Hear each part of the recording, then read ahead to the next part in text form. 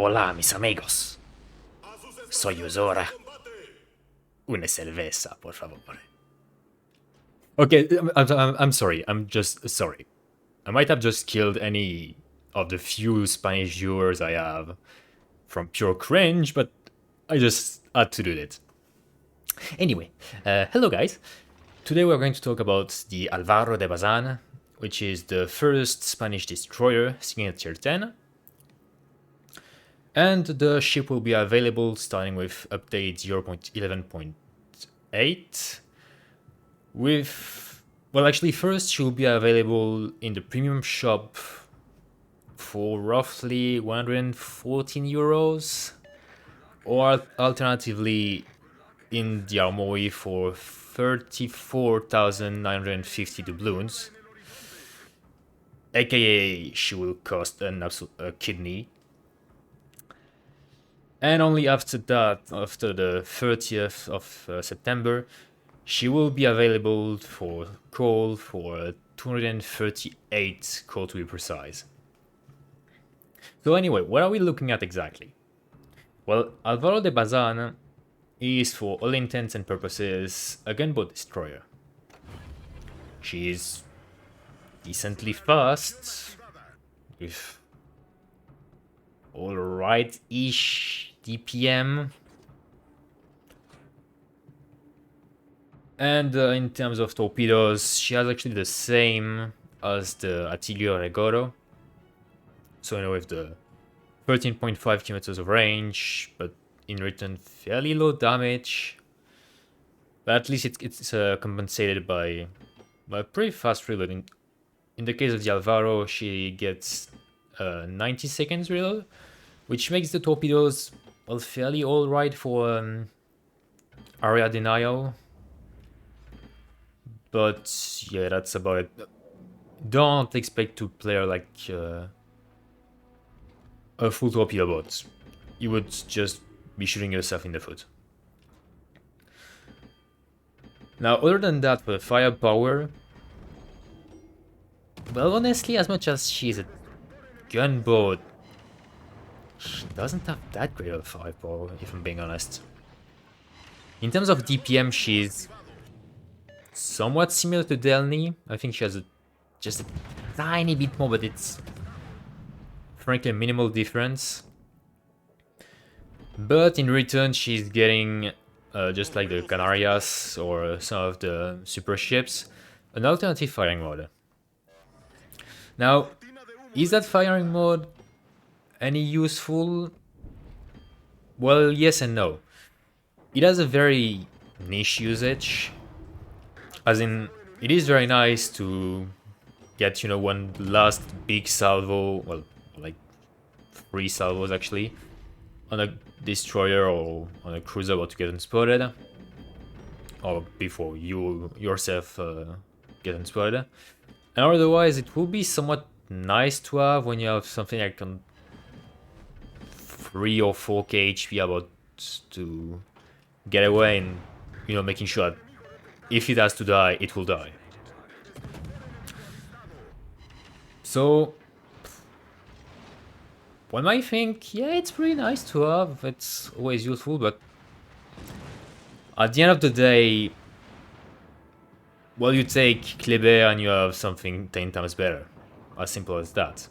Because with the reload booster, the Kleber can also get that big DPM burst. Except that in the case of Kleber, you will not be sitting on your ass waiting for the actual gun reload, which is a full 21 seconds, more or less, with the reload mode. Which is a bit painful when you're actually actively fighting, well, when there are other ships around and you need the firepower on them. Like, with a Kleber, you just don't care once the reload booster is over, while you're back to normal DPM, which is, by the way, better than on the Álvaro. And at the same time, you have better survivability with the special HP saturation. You have way better handling, because the Álvaro, not only she's pretty damn big for a destroyer. She also turns like a brick. And since the speed, well, the base speed is 40 knots. So it's, I mean, it's decently fast, but again, it's slower than Kleber or Khabarovsk. So at the end of the day, she isn't that great at dodging shells. Like, she isn't like Kleber with a special engine boost that makes her incredibly fast, and that makes it very easy to, you know, stop and start in the blink of an eye.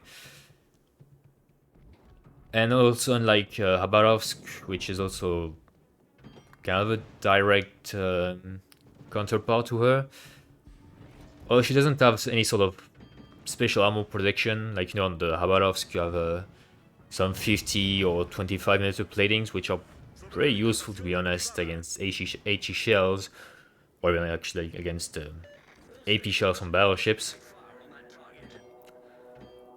So yeah, at the end of the day, what do we have? It's, well, actually the closest thing I can compare her to, it's the Delny, because they have very similar role, very similar playstyle, and almost the same DPM, except, well, Alvaro is the somewhat gimmick slash niche alternative firing mode.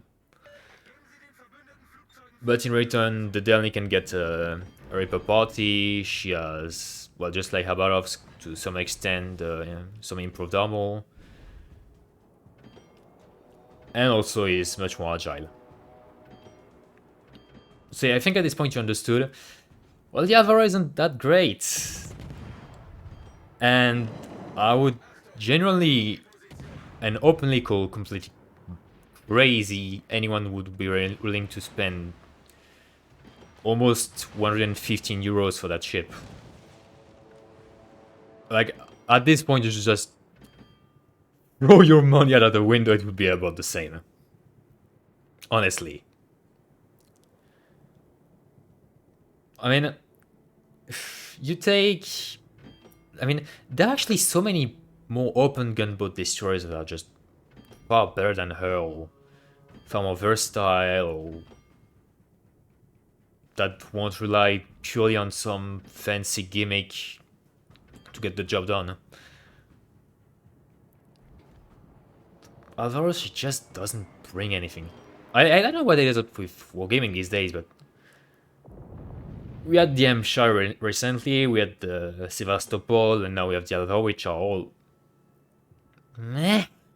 I mean, Alvaro won't call her straight up bad, because to be honest, the alternative firing mode was actually useful at a certain point, because there was that one destroyer about to get unspoiled when 3 or 4k HP and I could get the last salvo on it. Like, okay, that was nice. But other than that, yeah, might as well play any sort of other destroyer. I had pains or comparing her to Ayate. I can't really disagree with him. They're both just resources sink and nothing more than that. So yeah.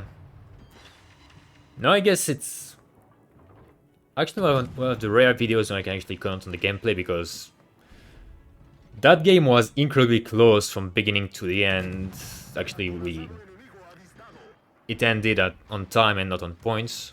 Actually, no, never mind. I think just ended on points, like at the very last second.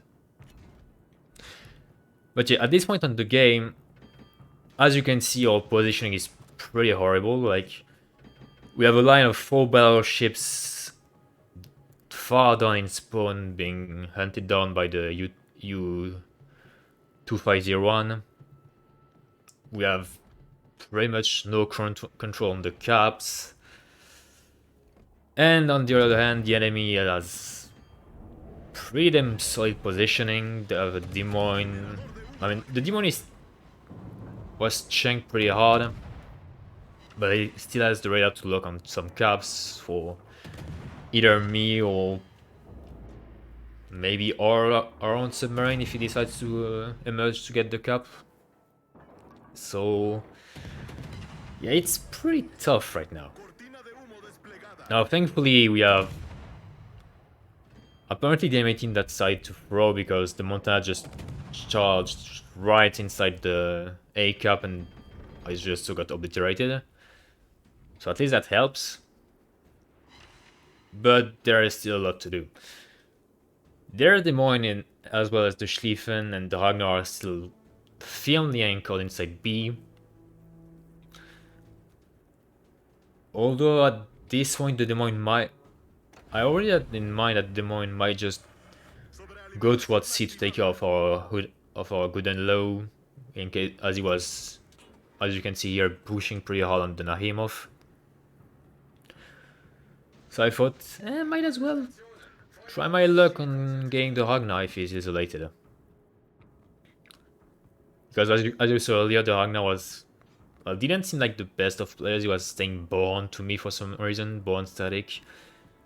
So yeah, that doesn't seem very promising in terms of player skill. I also, while moving towards B, decided to throw my torpedoes because the Schlieffen looked like he was moving towards A. So who knows, I might have been lucky and got 1 or 2 hits on him, which would have been pretty significant to help. The submarine at this point, the enemy one that I was trying to chase earlier, is all the way down in our spawn hunting their CV. Well, I guess that's nice, that's one less thing to worry about. But it's still a big pain in the ass because our CV, instead of actually going for enemy ships, is trying to spot the submarine, which, as you might know, is absolutely useless because the guy can just stay underwater and the planes will never spot him at all. So yeah, if you are in a city, don't waste your time trying to hover on the last position of a submarine. You won't spot him. You just won't, unless you are the guy someone decides to surface and you're right on top of him. So don't waste your time, be efficient, and go for the important targets that you can actually damage. Here in my case, the Des Moines is in a pretty bad situation. He has our submarine ready to... well, now it's too close, but if he would have been spotted earlier, the submarine could have actually shotgun him. And at the same time, there is the Hooden... God damn it. The Gooden Lou, as you can see, just nailed him. Just in case I had used my alternative firing mode as I was about to get behind the island, I wouldn't have been able to shoot him for a while. But guess I didn't need to. So thankfully the Des Moines is dead and the Nakhimov is now, well, a free kill because he's dead in front of our submarine and the Gooden Lou is also pushing back in. So at least that's one less problem to deal with. But now, well, we still have battleships in a terrible spot, although we have at least a ship advantage. But as you can see, our Slava is a one-shot. Yeah, there we go, he's actually dead now. The Thunder is, well, not the most tanky ship around, so... At this point I was actually thinking we'd just straight up die very soon, but actually ended up being pretty fine somehow. So yeah, now the goal is just, we get C, we hopefully get B before the Schlieffen gets in. And then, well, we pray that the enemy battleships will be nice enough to just get farmed down. And we might be able to claw a victory because we are 2 caps down. We have almost 100 points of difference. Oh, actually we have, yeah, 75, 80 even. So yeah, are clawing back the win, but it's still pretty close if you ask me. Like, for example, Offender, he does any sort of misangling against the Vermont, he can just, well, get demolished. The FDR just needs some random spotting from the Dogna, so same deal, he will get nuked out of orbit by the Vermont or the Schlieffen. The Thunder, thankfully, is too far for that. But yeah, you can see how it could have just gone from bad to worse in a very short time. So yeah, we're finally getting inside B. The Ragnar just died from the island that was getting supported by the Thunder and the FDR. But now I have a small problem. I have a Schlieffen going at me at full speed, which is well, the Schlieffen with how's it called now? With Brisk can reach something like 37, 38 knots. And he has the Hydro. I don't have also the best continuity at 6.2. So it was pretty close before I get actually spotted by him. And it would have been incredibly awkward. Now, thankfully I managed to get inside the cap, I got enough distance. But now I'm facing the big problem of either staying at the cap, risking to get hydroed, or bailing out but losing some precious time. Which actually I should do the second option because, well, as I said at the very start, the Álvaro, it's big, it doesn't turn very well. So I couldn't just luck it out thinking I would have been able to dodge the Schlieffen for long enough. With the second race I would have been destroyed away.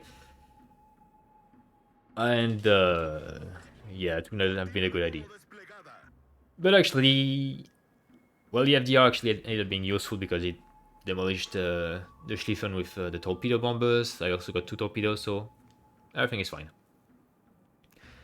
And yeah, at the end of the day, we managed to get the win. The win back. Now it's just down to the Vermont and Defender, which are well. Now at this point, it's them who are in bad position. They are just hiding behind the islands with Offender with taking a chitin stance, or FDR not in range to get spotted. So yeah, the only thing waiting for them is just getting slowly but steadily farmed down. On my side, I'm just grabbing some nice XP because that's 3 caps now, plus 1 assist. So yeah, you get the XP when you can.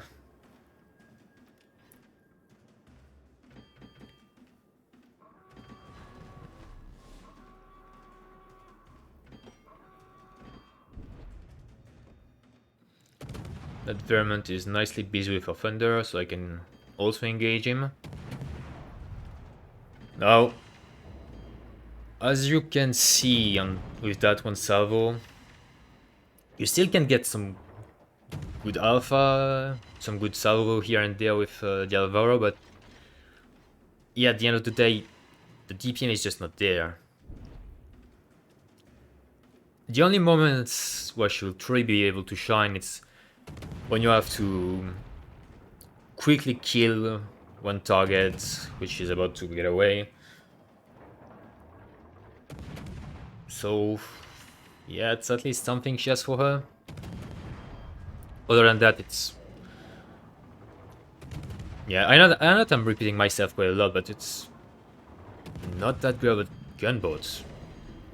You take the Marceau, the Kleber, the Delny, the Khabarovsk, Arugumo, Daring, you name it at this point.